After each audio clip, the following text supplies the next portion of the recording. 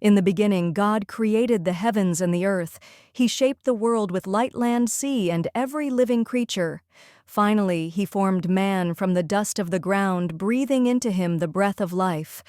This man was named Adam. God placed Adam in a beautiful garden called Eden, filled with every tree that was pleasant to look at and good for food.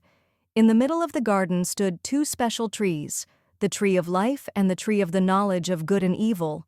God told Adam he could eat freely from any tree except the tree of the knowledge of good and evil. If he ate from it, he would surely die. Seeing that Adam was alone, God said, "It is not good for man to be alone." So God caused Adam to fall into a deep sleep. From one of Adam's ribs, God created the first woman named Eve. Adam rejoiced, saying, "This is now bone of my bones and flesh of my flesh." They lived together in the garden, innocent and without shame.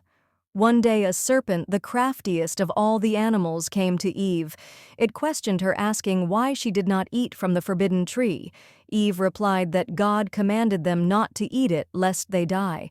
But the serpent tempted her, saying, "You will not surely die. Your eyes will be opened, and you will be like God, knowing good and evil."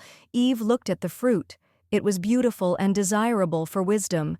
She ate it and gave some to Adam, who also ate. At once their eyes were opened.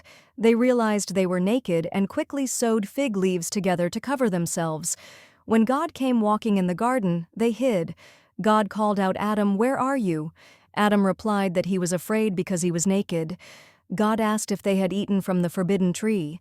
Adam blamed Eve, saying, "The woman you gave me, she gave me the fruit." Eve blamed the serpent, saying, "The serpent deceived me." God then pronounced judgment. The serpent would crawl on its belly, cursed above all animals. Eve would suffer pain in childbirth, and her desire would be for her husband, who would rule over her. Adam would toil in hard labor to bring food from the ground, which would now bear thorns and thistles, and both of them would one day return to the dust from which they came.